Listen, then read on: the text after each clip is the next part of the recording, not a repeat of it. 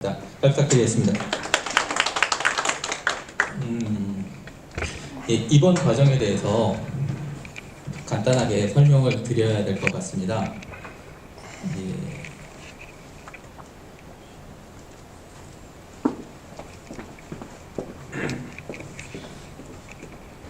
작년 프리네스트 2기를 시작하면서 이번 과정을 위해서 설계를 다시 했었고요. 이번에 이제 한 일주일 전쯤에 제가 요청을 받고 다시 설계를 다시 했습니다. 그러니까 정말 이 과정을 위해서 설계를 다시 했고요. 요청사항 반영을 했고요. 그래서 이제 주로 어떻게 진행되는지 대충은 알고 계셔야 진행할 텐데요. 이런 얘기는 저희 쪽 얘기고요. 요거를 보시면 사업계획서 작성 쪽에 대해서 방법론을 주로 가르쳐 드릴 겁니다. 그러니까 이 과정의 최종 결과는 여기 계시는 대표님들께서 프리네스트 또는 네스트 프로그램에 합격을 또는 지원을 받으시는 거고요. 그러기 위해서는 사업계획서 발표와 사업계획서 작성을 하셔야 되는데요. 두 개 다 한꺼번에 진행을 할 겁니다. 그래서 발표 연습도 하고 사업계획서 작성 연습도 할 겁니다. 근데 제가 진행을 하면서 두 가지 이슈가 있는데요. 하나는 수준의 차이가 있습니다. 어느 분은 굉장히 이미 준비가 돼 있으신 분도 있고 어느 분은 아예 준비가 안 되신 분도 있는데, 제가 아까 말씀드린 대로 준비되신 분은 되신 분대로 이 프로그램이 굉장히 유용하고, 준비가 조금 덜 되신 분은 여기서 준비를 할 거 하는 사업 진척도인데요, 조금 덜 되신 분대로 이 프로그램이 굉장히 유용합니다. 그래서 두 클래스를 다 끌고 가기 위해서 일단은 먼저 준비가 좀 덜 되신 분들 위주로 한번 빨리 끝내고요. 그분들께서 이제 뭔가 준비하시는 동안에 준비가 더 되신 분들을 대상으로 조금 더 뎁스 있게, 좀 더 깊이 있게 들어갈 예정입니다. 그래서 시장 수정 방식이나 이런 것들, 그 다음에 심사위원들이 질문하실 때 어떻게 답변을 해야 되는지. 근데 답변이라는 건요, 허울 좋게 이렇게 말장난 치는 게 아니라 내가 뭘 준비해야 되는지를 가르쳐 드릴 겁니다. 그러니까 이 과정이 끝나고 나서 이제 제출을 하고 나서 발표 때까지 시간이 좀 있거든요. 그동안에 내가 어떤 시장 조사를 해야 되는지, 어떤 것들을 제휴해야 되는지, 이런 것들, 실질적인 것들에 대해서 말씀을 드릴 겁니다. 그래서 오늘은 거의 강의 위주로 갈 거고요. 하루 2일차라고 하는 건 이제 대표님들께서 하루 교육 없는 날 사업계획서를 작성하시고, 3일차에는 오전에 강의를 진행하고 바로 점심 식사 전에 그걸 바탕으로 제가 강의라고 하지만 실제로는 이제 사업계획서를 좀 봐드리고요. 그거 가지고 최종 마무리하신 다음에 점심 이후에 내부 발표를 할 예정입니다. 그걸 바탕으로 이제 그 심사 데모데이가 나온 피드백을 바탕으로 이제 최종 다시 작성을 하는 2일차는 건 거의 실습이라고 보시면 되고요. 그래서 아까 말씀드린 대로 온라인으로 전반적으로 서포트를 계속 해드리도록 하겠습니다. 작년에 엘리베이터 피칭을 했던 그 영상들인데요. 실제로 다 이걸 통해서 많이 하셨습니다. 그래서 이게 뭐냐면, 이제 수업이 시작하자마자 엘리베이터 피칭이라고 본인의 아이템을, 본인의 소개와 본인의 아이템을 딱 1분의 시간을 드리겠습니다. 그 1분의 시간 동안 얘기를 하시는 거예요. 엘리베이터 피칭에 대해서 혹시 들어보셨나요? 네, 지금 세 분이 고개를 끄덕이셨는데요. 대답 안 하시면 강사가 뭔가 집어 던지는 걸 보실 수도 있습니다. 엘리베이터 피칭에 대해서 들어보셨나요? 그 수업들을 준비가 안 되셨는데 제가 잘생겼나요? 예, 이렇게 거짓말 못하시면 영어 못하세요. 제가 잘생겼죠? 예. 그래, 마지못해 대답은 하시는데요. 제가 잘생겼다고 얘기하셔야 영어를 잘하실 수 있어요. 아셨죠? 거짓말 하시라는 얘기는 아니지만 진실을 가끔 숨기실 때는 필요합니다. 자, 어쨌든 엘리베이터 피칭을 하시는데요. 보통 엘리베이터 피칭 방식이 스탠포드에서 쓰는 NABC라는 방식이 있습니다. 이거 오늘 그거 다 가르쳐 드릴 텐데요. NABC가 효과적인 때가 있고요. 다른 게 효과적인 때가 있는데, R&D 기술 쪽이라 그러면 R&D 5대 속성이라는 방식을 쓰시면 되고, 엘리베이터 피칭을 쓰시는 그 업종마다 다 방식이 달라요. 나한테 최적화된 걸 찾으시면 되는데요. 자, PC 안 쓰셔도 됩니다. 메모 자체를 PC에다 하시는 분들은 PC를 열어놓으시고요. 아니면 손글씨를 쓰세요. 자, 메모를 6줄을 하실 겁니다. 자, 1번부터 6번까지. 자, 1번. 이게 뭐예요?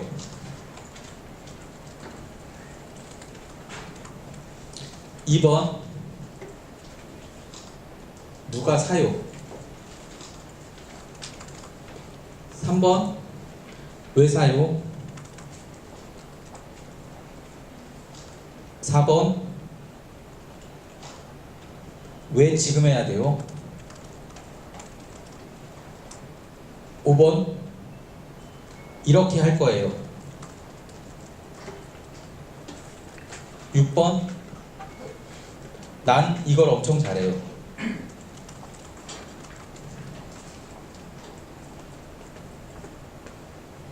제가 이제 이걸 표로 이따가 정리를 해 놓을 건데요. 사실은 이게 사업계획서에 들어가 있으면 끝입니다. 이게 사업계획서에 들어가 있으면 끝이에요. 이거를 순서를 되게 여러 가지 방식으로도 하고 뭐 순서를 바꾸기도 하고 하는데요. 딱 이게 들어가 있으면 다 끝이에요. 그러면 자, 이게 뭐예요? 누가 사요? 왜 사요? 이건 보통 이제 누가 써요? 왜 써요? 똑같은데요. 이 3번까지가 아이템 얘기예요. 여길 빨리 얘기하시면 돼요. 20초 안에 얘기하셔야 돼요. 그 다음에 4번부터 왜 지금 해야 돼요? 그 다음에 난 이렇게 할 거예요. 어떻게 하실 거예요? 그럼 이렇게 할 거예요. 6번 난 경쟁사 대비해서 이게 뛰어나요. 뭘 잘하세요? 이거는요 액션이에요. 이렇게 할 겁니다. 그럼 심사위원들은요 아이템도 관심이 있지만 어떻게 하실 건지에 대해서 관심이 있어요. 투자자들은 아이템 겁나 좋은 거 갖고 와도요 못하실 것 같으면 관심이 없어져요. 근데 아이템 얘기를 되게 오래 하시잖아요. 그럼 그럴수록 아이템 얘기 오래 하실수록 떨어질 가능성이 점점 높아져요. 아이템 얘기 짧고 굵게 하시는 거예요. 그러면 딱 보면 그 전통 제조업 하신 분들이요 팀 소개 이런 거 되게 오래 하대요. 팀 소개, 회사 소개, 레퍼런스 소개 겁나 오래 하세요. 근데 스타트업에서요 3년차가 안 되면 그거 얘기하실 필요가 없어요. 얘기해봐야 어디냐면 수상 경력밖에 얘기할 게 없어요. 그러면 느끼기에 뭐냐면 헌터처럼 보여요. 체리피커라고 하던데 그냥 그런 것만 따먹고 다니는 사람처럼 보여요. 그러니까 최대한 빨리 하시고 그런 거 뒤로 빼세요. 제가 앞단에서 지금 간단하게 엘리베이터 피칭을 위해서 말씀드릴 텐데 오늘 이걸 계속 쪼개고 자세히 하고 늘려가면서 얘기할 건데 기본적으로 이 6가지를 기본으로 해서 계속 수업을 진행할 겁니다. 그래서 이게 뭐예요? 누가 써요? 왜 사요? 이게 뭐예요? 누가 사요? 왜 사요? 딱 여기만 빨리 얘기하십시오. 20초 안에 얘기 못하시면 안 됩니다. 길면 30초예요. 이해되시죠? 여기서 1분 이상 끄시면 안 됩니다. 그러면 다시 메모를 해보세요. 누구를 위한?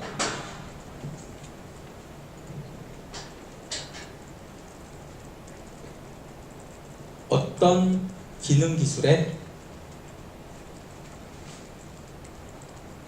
무슨 제품 서비스입니다.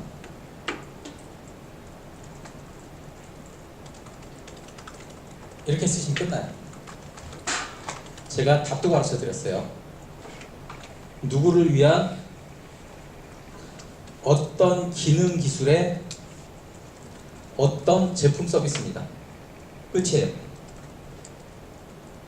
근데 무슨 기능 기술의 어떤 제품 서비스입니다 해서 어떤 제품 서비스입니다가 이게 헷갈리실 때가 있어요. 그럼 사업해 보시는 분들은요 사업자 등록증 나오면 업태 업종이라는 게 있어요.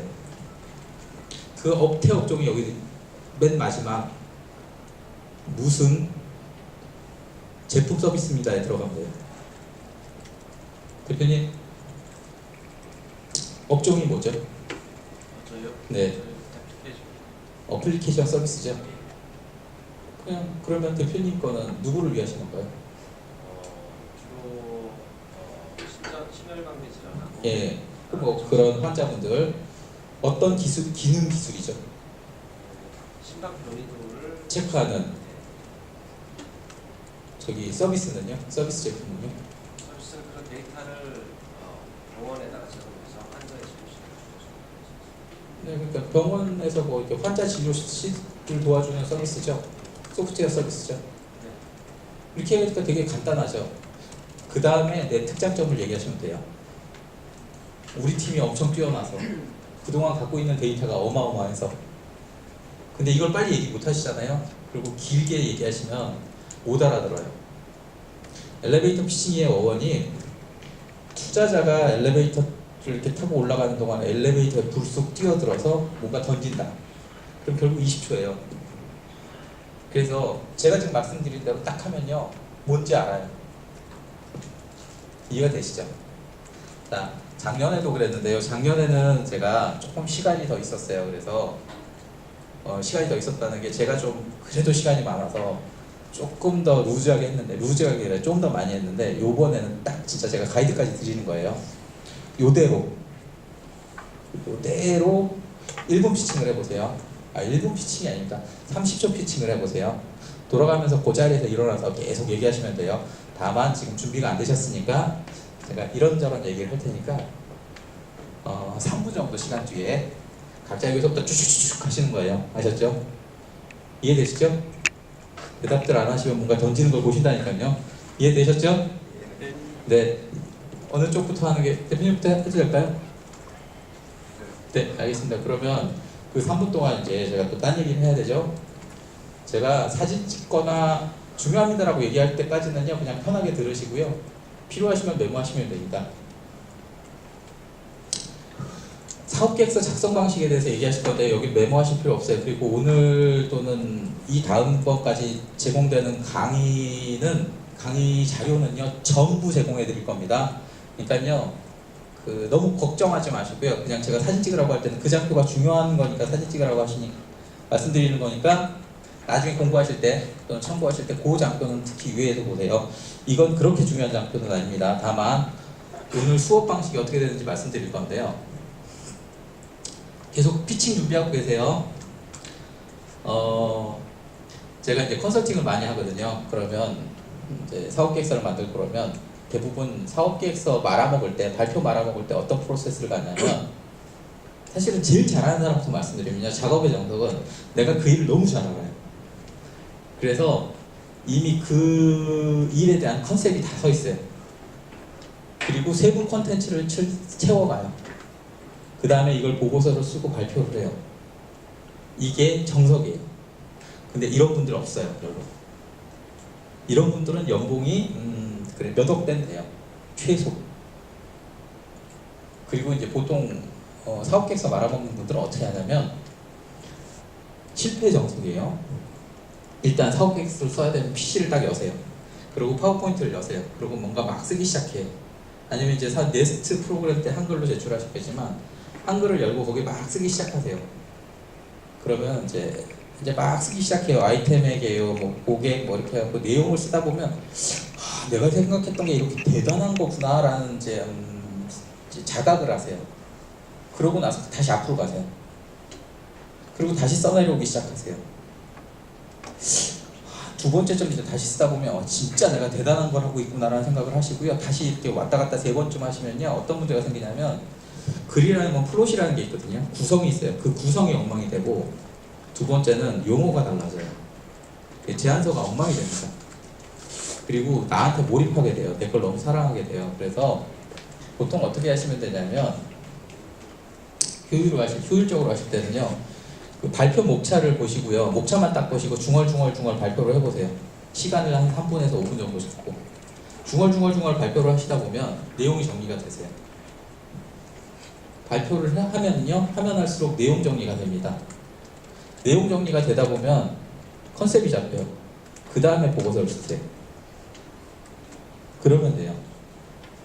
그래서 오늘 하는 방식이 다 이런 식일 거예요. 굉장히 빠릅니다. 생각보다 훨씬 빨라요. 그리고 수정이 거의 없어요. 이 방식으로 제가 이제 한번 보여드릴 거예요. 처음에 하시라고 하면 굉장히 힘들어서 안 되거든요. 이렇게 하시면 되고요. 자, 준비되셨나요, 대표님? 아직 안 되셨어요? 1번하고 3번만 얘기합니다. 아니 1분 다 합니다. 30초를 드릴 테니까 누구를 위한 어떤 기능 기술의 무슨 서비스 제품입니다 라고만 얘기하시면 됩니다. 그걸 하고 있는 저는 누굽니다. 네, 초 재주시고요. 녹화 부탁드리겠습니다. 자, 이게 제가 왜 이걸 말씀드리냐면요, 이거 녹화해서 다 URL 드릴 겁니다. 자, 교육 시작 전과 교육 마감 후에 이게 달라지는 분과 안 달라지는 분이 계시는데요, 대부분 지난 기수에는 달라지셨어요. 그래서 누구를 위한 어떤 기능 기술의 무슨 서비스다. 그리고 난 누구다. 여기까지만 얘기해 주시면 됩니다. 준비되셨죠? 초좀 해주시고요. 네. 일어나서 소개요. 자, 각자 이게 지금 자기 소개하는 겁니다. 이쪽 보시고요. 시작. 안녕하세요. 와피타는 카드라 통신으로만 먹어왔던 비타민이나 건강기능식품을 좀 더 제대로 먹고 싶은 사람들을 위해서 자체 개발한 알고리즘을 기반해서 필요한 비타민과 건강기능식품을 추천해주는 서비스입니다. 저는 와피타에서 마케팅과 운영을 담당하고 있죠. 그렇습니다. 안녕하십니까. 저는 의사 전용 모바일 서비스를 개발하고 있습니다. 저희는 의사들의 성향을 분석해서 제약사들한테 효과적인 마케팅 기법을 전수해 줄 수 있는 모바일 서비스를 운영하고 있고, 저는 제약사와 의사들과 함께 지금 이런 작업을 하고 있는 개발자 박태윤이라고 합니다. 감사합니다.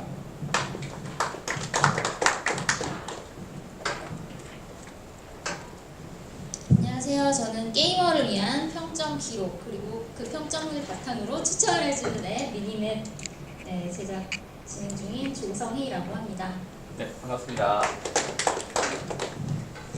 안녕하세요. 저희 AI 리소프트는 영어회화 초중급자들을 위해 인공지능 음성 친구형 챗봇을 통해 언제 어디서나 재미있게 영어회화를 배울 수 있는 가상의 외국인 여자친구를 만들고 있습니다. 감사합니다. 안녕하세요. 저는 펫 매니저는요, 말을 못하는 반려동물을 위해서 디바이스 형태의 제조 그거를 사용해서 TPR의 운동량 그리고 자세를 측정해서 반려동물의 건강 신호를 이제 알게 되는 서비스입니다. 제조 및 소프트웨어 서비스입니다. 네, 반갑습니다. 네, 안녕하세요. 저는 어르신들의 치매 조기 발견을 위해서 스마트 깔창을 만들고 있는 고큐가 테크노 박진영입니다. 감사합니다. 안녕하세요. 저는 80조 R&D 시장을 목표로 과학 연구원들을 위한 SNS 및 연구 제품을 입찰 방식으로 구매할 수 있는 플랫폼을 R&D 메이트라는 플랫폼을 개발 중인 이재민이라고 합니다. 반갑습니다. 안녕하세요. 저는 직접 온라인 마케팅을 집행하는 B2C 회사들을 위해서 디지털 마케팅 데이터를 통합하고 분석하는 서비스 다이아나를 만들고 있는 위치베이스 조민규입니다. 네, 반갑습니다. 네, 안녕하세요. 저는 해피앤구 창업자 윤종석입니다. 저희 해피앤굿은 자전거에 장착하는 IoT 단말과 그 단말을 이용해서 스마트폰을 통해 자전거를 자유롭게 공유할 수 있는 솔루션을 만들고요. 그래서 자전거 이용자는 자기 자전거를 도난으로부터 더 잘 지킬 수 있고, 지자체는 자전거 공유에 들어가는 돈을 절약할 수 있는 솔루션을 만들고 있습니다. 감사합니다. 네, 감사합니다. 네, 안녕하세요. 저희는 온라인 쇼퍼들을 위해서 먼저 체험하고 대여할 수 있는 공유경제형 커머스 플랫폼을 운영하고 있는 이동규라고 합니다. 네, 반갑습니다. 네, 안녕하세요. 인공지능 기술, 일반인들에게 비전문가들을 대상으로 인공지능 기술 교육 플랫폼을 개발하고 있는 온리스랩스의 문제라고 합니다. 반갑습니다.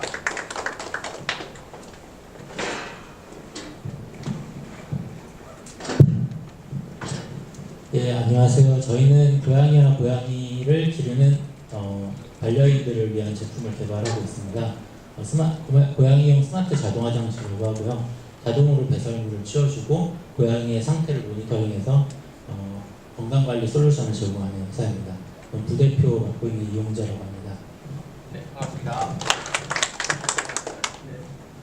네, 안녕하세요. 저는 전 세계 최초로 심혈관계 질환 그리고 또 정신질환 또는 일반인을 대상으로 저희가 심박 변이도를 추출할 수 있는 기술을 개발을 했고, 이를 스마트폰에 적용을 해서 애플리케이션 단에서 모든 사람들이 본인의 심박 변이도를 추출을 통해 가지고 건강 관리를 할 수 있는 헬스케어 앱을 개발하고 있는 스마트 디아그노시스의 대표를 맡고 있는 김환진입니다. 반갑습니다. 네, 반갑습니다.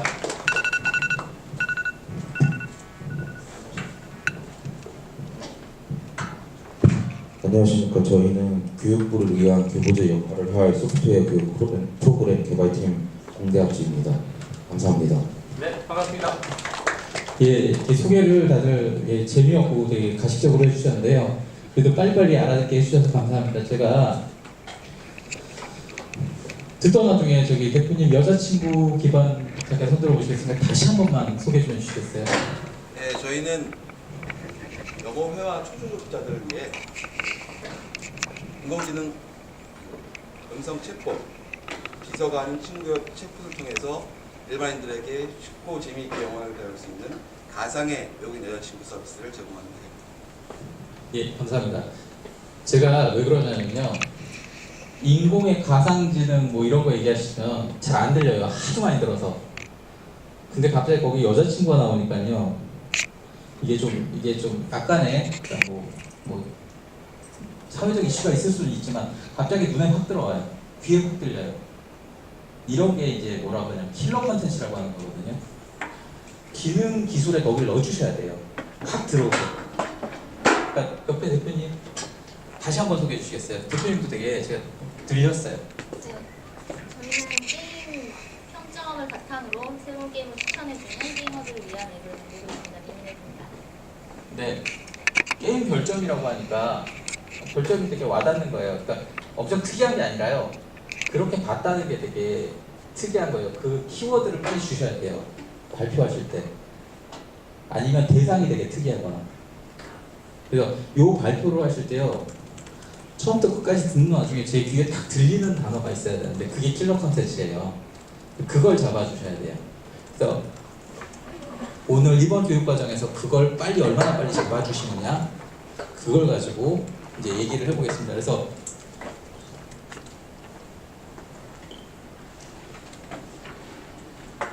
전반적인 진행은 아까 얘기한 대로 중얼중얼 멘트를 하다가 컨텐츠 넣고 컨셉 잡고 작성을 하는 형태로 할 거고요. 작성 포맷은 제가 이따가 드릴 겁니다. 보통은 뭘 드릴 거냐면 패스트 트랙 아시아에서 준 목차가 있고요. 그 다음에 에어비앤비가 Y 컴비네이터 졸업할 때 썼던 그 포맷들이 있습니다. 그 포맷이 15장 정도 됩니다. 그것들을 쓰셔도 돼요. 근데 그 페이퍼들이요 사실은 좀 뎁스가 높습니다. 그러니까 약간 엑셀러레이터 이상의 포맷들이고요. 제가 오늘 얘기할 거는 그 포맷들은 드릴 건데 그 전 단계로 정말 기본을 말씀드릴 건데요. 자, 요거는 사진 한 장 찍어주세요. 제가 작년에 이 교육과정을 위해서 만들었던 포맷인데요. 요거는 하나 사진을 찍어주세요. 자료는 다 드릴 겁니다.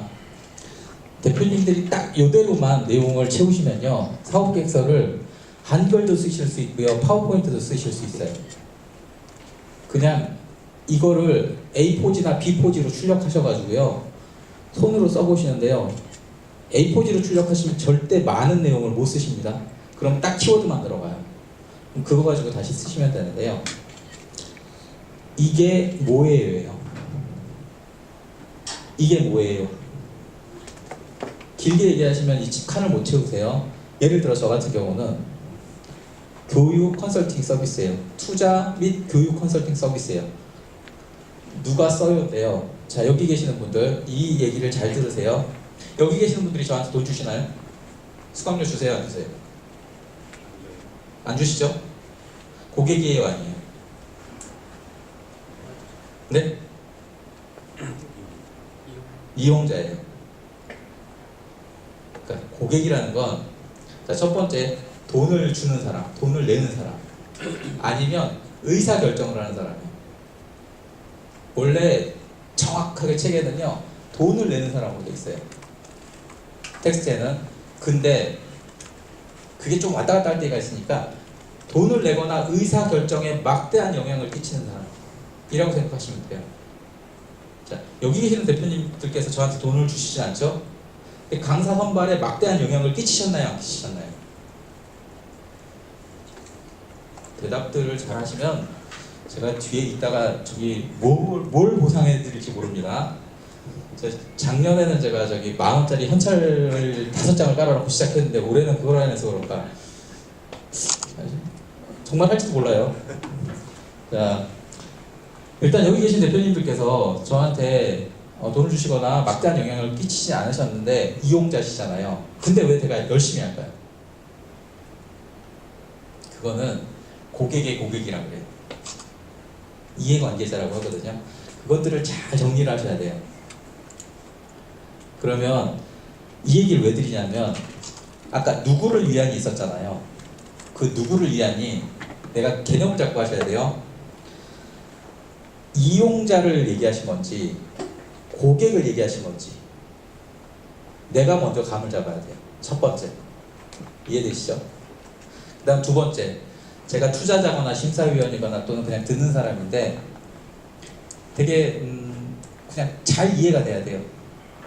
들었을 때 바로 이해가 돼야 돼요. 이게 케이스를 하나 들어드리면 유모차.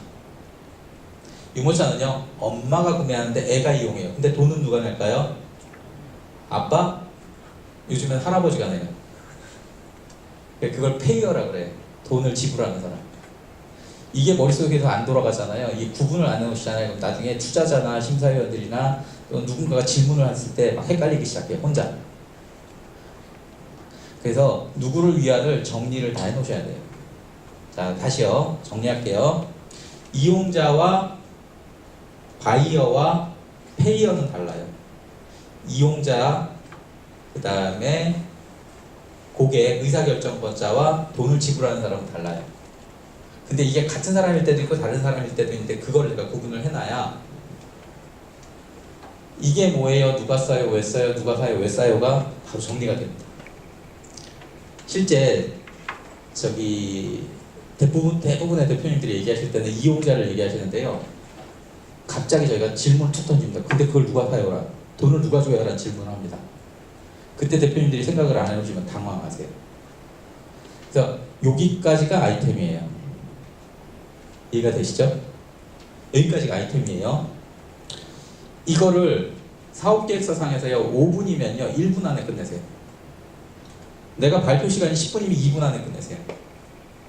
여기 오래 끌고 가면 그냥 망합니다. 투자자들은요 워낙 많이 들어가지고요 이게 뭔지 바로 알아요. 그 아이템이 정말 기가 막히거나 고객측이 엄청나게 뛰어나지 않는 이상은 제가 1년에 펫 관련 아이템을 몇 개나 보겠어요. 지겹습니다. 그 중앙일보의 그 모 기자분께서 국내 시장 6조라고 한 얘기를 제가 한 달에 2번 이상은 들어요. 요즘에 좀 덜 듣습니다. 그 기사가 오래돼가지고. 지겹습니다. 대표님들이 시장조사 하시는 것보다 제가 머릿속에 갖고 있거나 갖고 있는 데이터가 훨씬 많습니다. 그러니까 여기에 힘주지 마세요. 그러니까 대학생 캠프를 가면 갈수록 여길 얘기 많이 하고요. 실제 사업을 하신 분들일수록 여길 얘기 많이 하세요. 그러니까 여기는 아이템 얘기예요. 제가 듣고 싶은 얘기는 여기 빨리 듣고 액션 얘기를 듣고 싶어요. 어떻게 액션을 하실 건지. 그러면 이제 액션을 하셔야 되는데 이 액션을 내가 왜 해야 되느냐라는 걸 얘기하셔야 되잖아요. 그럼 정말 이 순서대로 얘기하세요. 왜 지금 해야 하나요? 제가 질문을 던질 거예요. 저 진짜 멘토링을 이렇게 해요. 왜 지금 해야 하죠? 라는 질문을 해요. 대표님 사업 뭐죠? B2C 비즈니스 대상으로 네. 디지털 마케팅 데이터 모으고 분석해줄 서비스. 예, 데이터 분석 서비스네요. 네. 왜 지금 해야 되죠?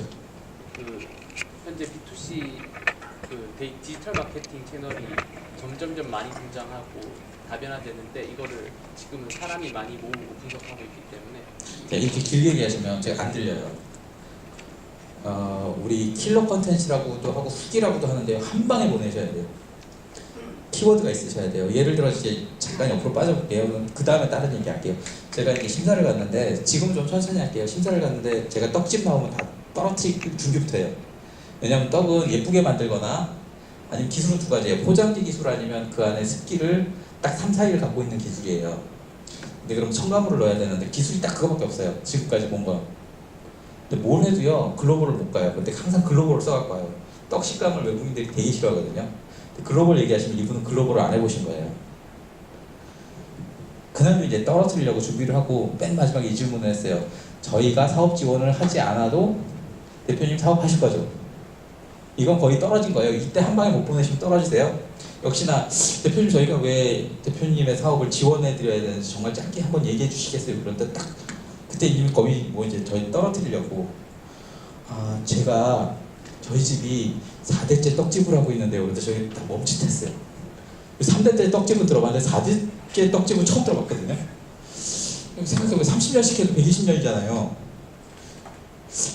구한 말 때부터 뭔가 막 갑자기 고민이 드는 거예요. 그러면서 이제 일단 잠깐 펜을 걷었죠.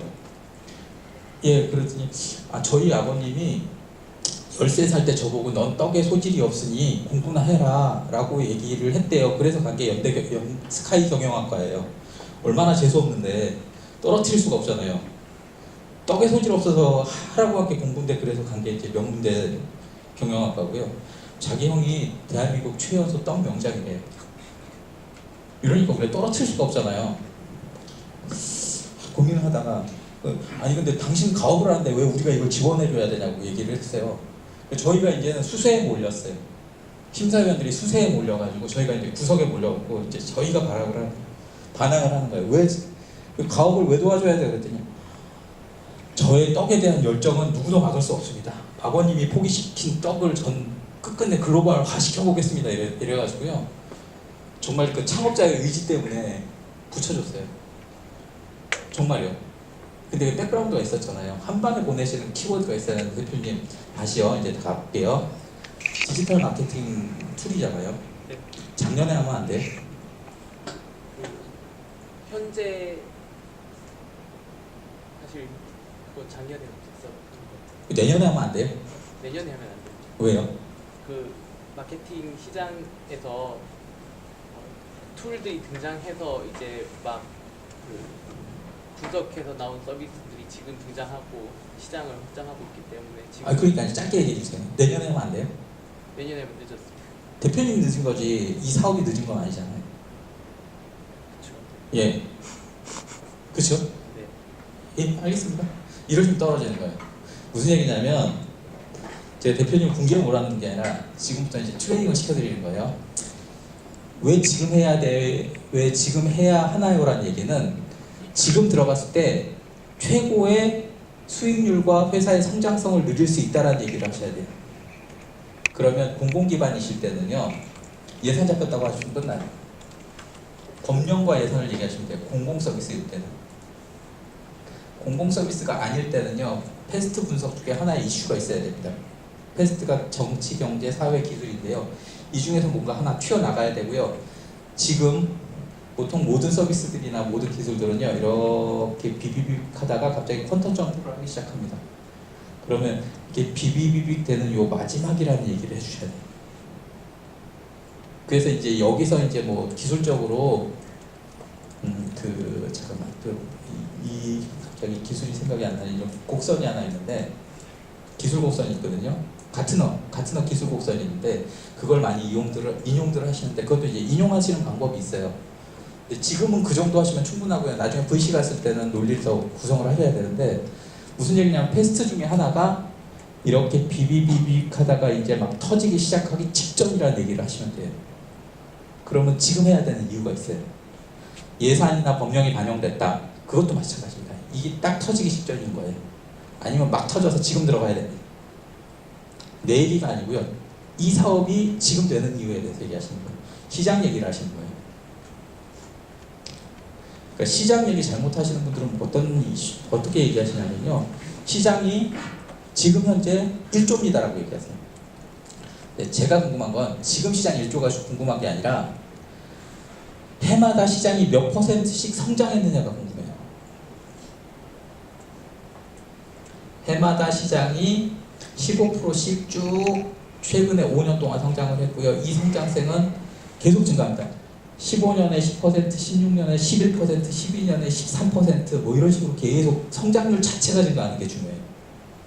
근데 그게 너무 작으면 안 되지만 그게 적어도 한 500억 이상, 그러니까 투자자들이 한 300억 이상은 돼야 돼요. 그 시장 전체가 500억 이상일 때 1년에 한 10% 이상씩 계속 상승하잖아요. 그러면 굉장히 매력적이라고 생각합니다. 근데 시장은 1조인데요. 해마다 10%씩 까야 돼요. 그런 시장에 들어가겠다고 하면 좋아하지 않아요. 여기서는요. 지금 왜 그 자리에 들어가야 되지? 올해 내년 아니면 이 시장 놓칩니다라고 얘기하셔야 돼요. 그리고 시장은 계속 커집니다라고 얘기하셔야 돼요. 이해가 되시죠? 이 질문에 보통 다 막히세요. 대표님 서비스 고양이용 용품을 만들고요. 왜 오래 해야 되죠? 고양이 시장 자체가 엄청나게 성장하기 전부터 1, 2년 전부터 성장을 하고 있어서 15년에는 얼마였고요? 16년은 얼마였고 17년은 얼마였고 해마다 성장률은 몇 %죠? 죄송합니다. 제가 예. 진짜 그러니까 저희가 바로 여기서 이걸 물어본다는 얘기는 그걸 넣어놓으시면요 질문 자체를 안 해요. 이해가 되시죠? 그냥 요 순서대로 그냥 쭉 해놓으세요. 그 다음에 아까 공공 쪽은 저기 법령 예산, 그 다음에 개인 쪽은요 되게 이벤트들이 있어요. 그 작년에 재작년에 AI 아주 대박을 쳤죠. 그 여파가 쭉 갑니다. 워낙 강력해가지고 기술적 트렌드는 당연히 있었고요. 일반한테 알려진 것까지 포함해서 그 알파고가 정말 어마어마한 공헌을 했습니다. 사실 투자 쪽에서는 알파고 나오기 전부터 불 붙었었는데요. 일반인이 AI라고 그러면 이제 돈 싸들고 오기 시작했습니다. 근데 이게 멈출 수 있는 반짝 이벤트가 아니고요. 트렌드라서요. 한동안 갈 겁니다.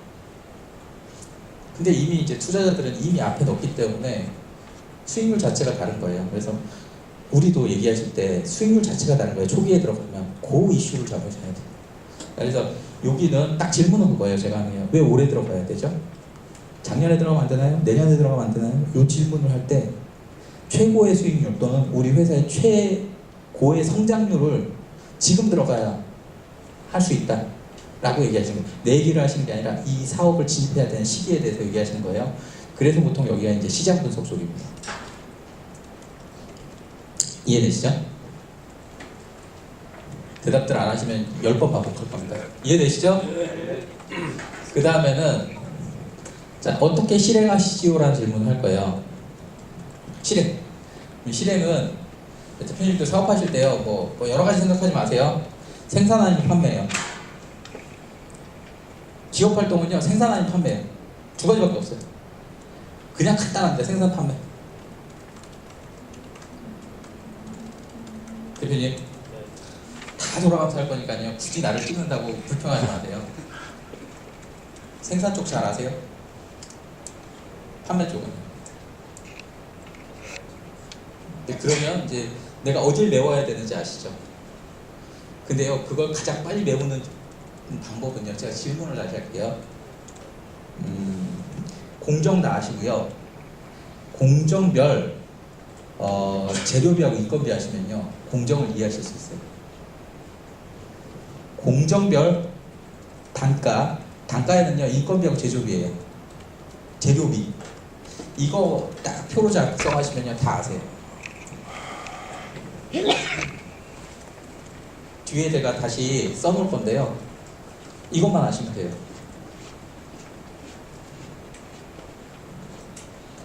대표님, 유통 아시죠? 예. 약간 아시죠? 유통 단계 다 아시죠? 단계별 마진 다 아시죠? 이렇게 얘기하시면 저 이제 물러나요. 왜냐면 이게 그 포스라는 게 있거든요. 강사가 살아남으려면요, 건드리지 말아야 될 사람은 안 건드려야 돼요. 봐서 알아서 물러나요. 아신다 그러면 물러나요. 근데 딱 그거예요. 제조하고 유통을 아시냐고 여쭤보고요. 이 질문 본인 스스로 질문에 답변을 해보세요. 제조하세요, 유통하세요? 네. 생산하세요, 판매하세요? 그러면 판매 쪽은 공정별 재료비하고 인건비 아세요? 안다 그러면 그냥 패스시켜요. 유통은 유통 단계별 마진하고 키맨들 아세요? 자, 여기 대표님 질문 하나 할게요. 이게 오픈마켓, 예를 들어 G마켓에서 10,000원에 팔려요. 10,000원이요. 공장 출하가 얼마일까요?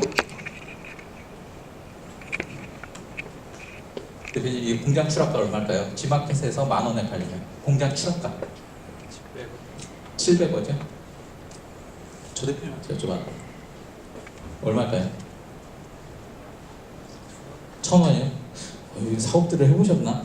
다른 데 가면 다 3,000원 얘기하시는데 이게 공장 출하가가 800원에서 1,200원 사이예요. 양상품이라서. 근데 이게 1차 벤더한테 가면요, 1차 벤더가 이렇게 뛰어가가지고요, 2차 벤더한테 넘길 때 3,000원에 팔고요. 2차 벤더가 지마켓에 올리면 이게 10,000원이 돼요. 그럼 이게 웬 통리냐? 내가 이걸 공장 가서 사지 뭐 이런 쓸데없는 얘기를 하시는데요. 사보세요. 안 사져요. 안 팔아요, 기본적으로. 그러면 내가 벤더를 해보지 그 얘기를 많이 하세요. 팔아보세요. 안 남아요. 제가 사업할 때 기본적으로 물건 세일즈를 해보셨는지 여쭤봐요. 그럼 안 해보셨다 그러면 한 100만 원어치만 어디서 물건 사입해갖고 11번가에 팔아보시라 그래요. 그러면 대부분 반은 재고로 남고요. 반은 겨우 파세요. 그래서 이 유통구조를 모르시면요, 사업 계획서가 되게 빈약해져요. 제조구조도 마찬가지입니다. 근데 되게 간단한 거 있어요. 내가 그냥 중간 유통이다. 그럼 제조할 필요 없어요. 유통만 하면 돼요. 근데 오토 플랫폼이다. 이러면 단가내고를 해야 되기 때문에 제조를 조금은 알아야 돼요. 그리고 내가 그냥 중간 판매상이다, 도매상이다. 그러면 뒷단 유통 몰라도 돼요. 이 앞단 생산 나 전에 한 2-3개는 알아셔야 돼요. 나를 위주로 해서 몇 개는 아셔야 돼요. 제가 지금 보드마크가 있으면 되게 좀 설명을 빨리 드릴 텐데 보드마크가 없어가지고 좀 아쉽긴 한데, 자 보세요. 나중에 비즈니스 모델 그리실 때 잘 보세요. 여기 있을 때나?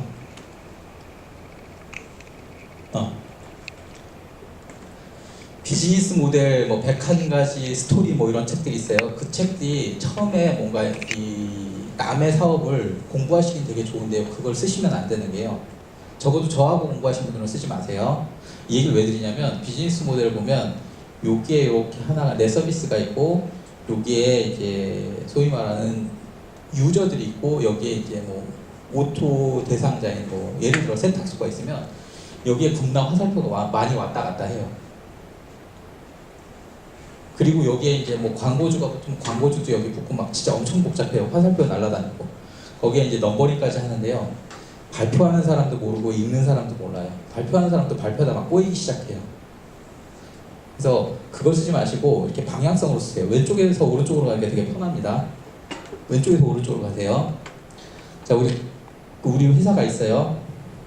우리 회사가 고객한테 물건을 팔 때 어떤 유통 채널을 거쳐서 판다. 이렇게 간단하게 얘기하세요. 대표님, 펫이셨죠? 자, 우리 회사는 고객이 누구예요? 반려동물 보호자. 어떤 채널을 통해서 파세요? 네. 동물병원. 제일 많이 파는 거죠. 일단 동물병원이라고 할게요. 우리는 동물병원을 통해서 펫 보호자에게 우리 서비스를 파는 거죠. 이렇게 딱 놓으시면 되게 편하죠. 근데 만약에 원래대로 하셨으면 우리 서비스와 동물병원과 동물 보호자가 있겠죠. 여기 화살표가 날아다니겠죠. 복잡해져요. 이해되시죠? 그러면 자, 우리가 동물병원 영업을 하실 수 있으면 이렇게 잡으신 거고요. 아니면 그냥 동물병원을 하시는데 동물병원을 다 일일이 영업하실 거예요? 아니면 동물병원 협회나 뭐 그걸 영업을 하시는 분하고 같이 파트너십을 하실 거예요? 파트너십을 하실 거죠. 그러면 그 파트너를 여기 콜라보라는 곳에 넣으세요. 그러면 이게 무슨 차이냐면 이 채널은 있어야 돼요. 무조건 있어야 돼요. 콜라보는 있으면 좋고 없으면 불편한 거예요. 이해되시죠? 그냥 이렇게만 넣으세요. 근데 제품을 판매하실 거죠. 제작하실 거예요. 제작을 하실 거면 여기에다가 생산을 넣으시거나 아니면 생산을 여기다 하나 넣으세요. 그러면 우리는 이렇게 생산해서 이런 채널을 통해서 이렇게 판매할 건데 생산을 공장을 갖고 하세요? 아니면 공장 외주를 주실 거예요? 그러면 우리 생산단을 여기다 놓고 외주협력업체 있죠? 제조협력업체 거기 콜라보를 또 넣으세요. 그럼 순서가 이렇게 쭉 가죠. 이해가 되시죠? 이게 훨씬 더 간단합니다. 설명하실 때도 편합니다.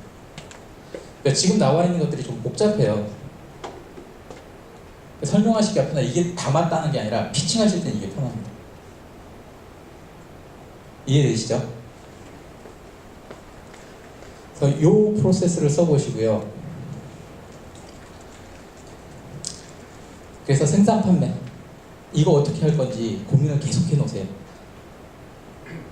마지막으로 내가 경쟁사 대비해서 뭐가 뛰어난지 이 얘기를 해주세요.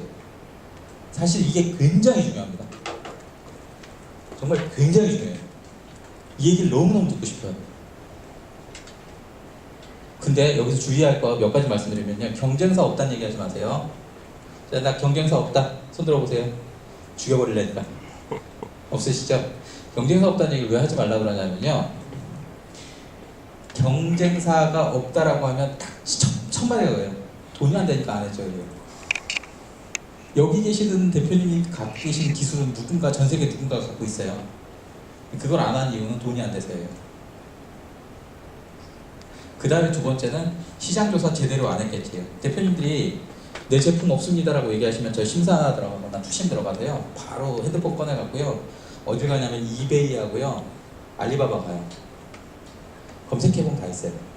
비슷한 거라도 있어요. 경쟁사 없다는 얘기 하지 마세요. 무슨 얘기? 첫 번째, 돈이 안 되니까 안 했겠지라고 얘기하면 대표님이 막 얘기하시는데요. 그 한마디를 제가 벗어나는 얘기를 본 적이 없어요. 두 번째는 시장조사 제대로 안 했겠죠. 대부분 여기에 해당이 돼요. 세 번째는 경쟁사의 정의 부분인데요. 완전 경쟁이라는 게 있어요. 대표님 서비스가 어떻게 되시죠? 네. 좀 강하게 맞는데요. 아, 그럼요. 존나 쉽게 인공지능 기술. 겁나 쉽게. 네. 이제 요즘엔 저기 용어 선택 잘하셔야 된다. 겁나 쉽게. 겁나 쉽게 인공지능을 공부할 수 있는 네. 교육 플랫폼. 경쟁사는요?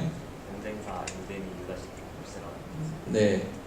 있다고 얘기하시니까 편하잖아요. 근데 삼성 SDS에서 거기 들어올 수 있나요? 들어올 수 있을 것 같습니다. 네. 그러면 거기가 경쟁사인가요? 아닌가요? 그리고 충분히 경쟁사. 예, 이런 식으로 접근하시는 거예요. 이게 가장 유행하는 게 언제였냐면 지지난 정권쯤에 되게 유행한 얘기가 있어요. 모 대통령이 가셔가지고 닌텐도의 경쟁사는 나이키다. 이 얘기를 했을 때 굉장히 인사이트 막 무궁무진한 것처럼 얘기했는데요. 그거 사실 경영학에서 보면 별거 아닙니다. 자, 보세요. 닌텐도는 게임이라는 직접 경쟁 카테고리가 있는데요. 그거 말고 플레이 타임이라는 시간을 보낸다라는 개념이 있어요. 시간을 보낸다에는 게임 말고 운동이라는 컨셉도 있고요. 먹다라는 컨셉도 있어요. 그러니까 그렇게 치면요. 갑자기 확장이 되기 시작해요. 그래서 닌텐도의 경쟁자는 나이키다. 이게 말이 되는 거예요. 이거를 경영학 쪽에서는 이제 뭐 되게 뭐 유명하신 분이 뭐 파이브 콜시스라고 해서 뭐 되게 여러 가지 잡아 놓으셨는데요. 우린 그게 중요한 건 아니고 경쟁자를 좀 더 확장을 시켜가지고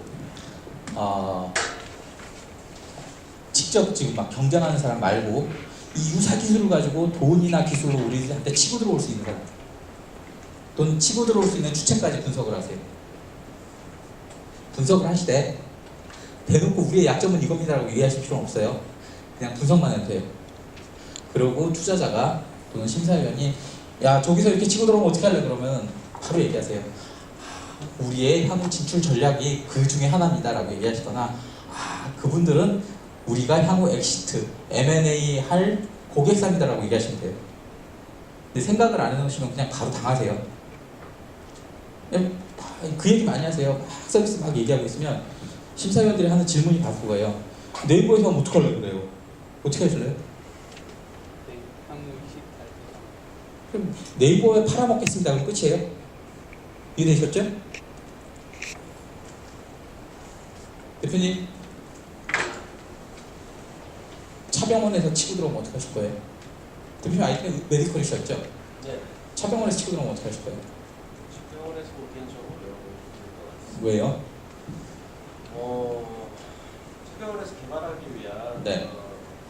글쎄요, 제가 보는 경쟁 대상은 차병원은 아니고 네. 소프트웨어 개발의 사죠. 왜냐하면 저희가 나중에 알고 있으니까. 네. 기반 기술은 그래요? 그 중에서 제일 큰 회사가 어딘가요? 지금 하고 있는 애플하고 구글에서 구글에서 치고 들어오면 어떻게 하실 거예요? 열심히 싸워요. 예. 구글이 겁나 돈을 막 커버갖고 대표님이 따라잡으면 어떡하죠? 그 단계는 많은 단계이기 때문에 그러니까 논리구성을 이렇게 하시면 안 된다고요. 무슨 얘기인지 아시겠죠? 예. 이 대표님이 파이팅을 하실 때는 그냥 VC 이상을 갖고 내가 자금력하고 기술력을 다 갖춘 다음에 싸워볼만 하면 그때는 파이팅 하겠습니다라고요. 그 전까지는 이게 그 있잖아요. 우리가 약해서 그런 거 있잖아요. 돈이 없지 가오가 없냐 이거잖아요. 논리를 잘 잡으시라고요. 근데 정말 하실 수 있으면 괜찮은데, 그러니까 대표님 회사에 우리나라에서 AI 1, 2, 3가 다 있다. 1, 2, 3 중에 하나가 있다. 근데 지금 단계에서 기획하기 때문에 여기 있는 거지, 우리는 기획만 끝내면 뭐 한 100억 정도 스탠바이 돼 있고 거기서 뭐 몇 단계 되면 뭐 1억 정도면 괜찮은데요. 그런 게 아니면은 일단 파이팅은 하지 마시고 논리구성. 자, 지금은 파이팅 안 하고요. 나중에 파이팅 하겠습니다라고 이렇게 논리구성을 잘 짜보세요. 이제 좀 들어가면 이거 TRM이라고 하는데 그걸 짜보시면 논리구성이 안 보이세요. 그러니까 지금은 사업계획서 작성하는 거니까 이제 말씀을 드리는 거고요. 그래서 내가 경쟁사 대비해서 뭐가 뛰어나다라는 얘기를 하실 때는 기술하고 서비스 요소인데요. 이 중에서 하나를 뽑으셔야 돼요. 제가 이제 말씀을 드렸는지 모르겠는데 제가 창업 강사를 하면서 또는 스타트업 투자를 하면서 강점은 뭐냐면요. 제가 직업 직장을 70번 정도 바꿨어요. 그러니까 뭐 해본 것도 많지는 않지만 안 해본 것도 별로 없어요.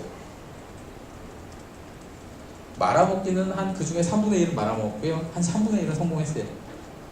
그러니까 말아도 먹어봤고 성공도 해봤잖아요. 대표님들의 대부분의 케이스를 제가 갖고 있단 말이에요. 그냥 저는 성공 요소는 왜 많은 경험이에요. 짜잘하게 많은 경험. 그게 제 성공 요소예요. 남들이 안 해본 거잖아요. 70번 이상 직업 직장을 바꿨다는 얘기를 웬만해서 하기 힘들잖아요. 그런 얘기를 되게 훅이라고 하죠. 한 방에 훅 보내셔야 돼요. 그래서 이거를 쭉 이대로 쓰시면요. 정말 기본적인 사업 계획서가 나와요. 이해되시죠? 그래서 지금 시작한 지 딱 1시간이 돼서 10분간 쉬고 점심시간 언제일까요? 매니저님? 네? 12시요? 나가서 먹나요? 뒷밥이 들어오나요? 들어옵니다. 뒷밥이 들어오나요? 가서 나가서 드셔도 되고. 아, 네, 알겠습니다. 저기 12시에 딱 끝내면 점심시간이 되게 애매할 것 같아서 일단은 그러면 한 5분만 쉬고 제가 조금 일찍 끝내겠습니다. 5분만 쉬었